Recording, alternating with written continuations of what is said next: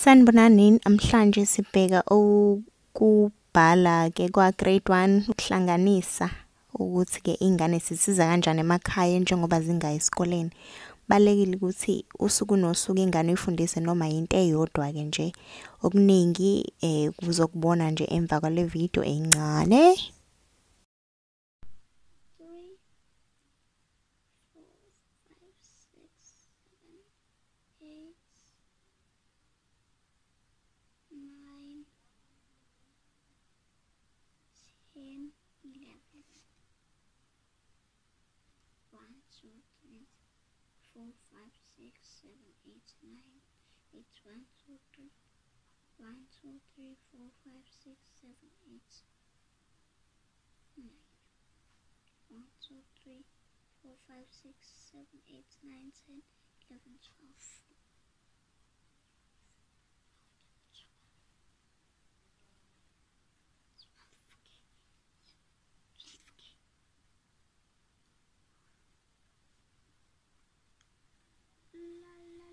'Good job. Yay!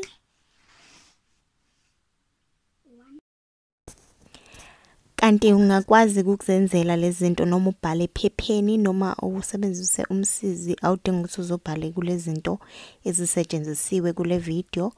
Ungangena futhi na kuma website amaningi ke ngizofaka ku link ukuthi ikuphi la ungangena khona ukuze uzokwazi ukuthi usizakale ukuthola mhlambe i-material engakwazi ukuthi.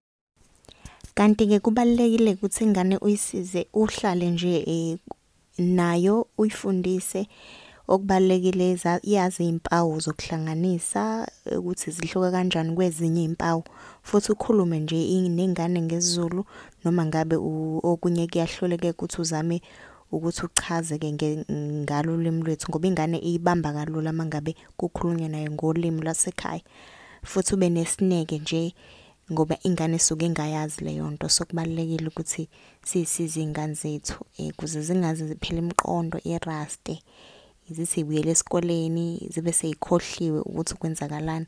Ngiyathemba abazali bazosizakala. Ngizocela ukuthi ni subscribe niphinde ni like le video niphinde ni share nabanye ukuze nezinye ingane zizosizakala. Sizophinde sifake ke futhi noma unombuzo ungafaka kuma comments sizokwazi ukuthi sikuphendule. Siyabonga kakhulu.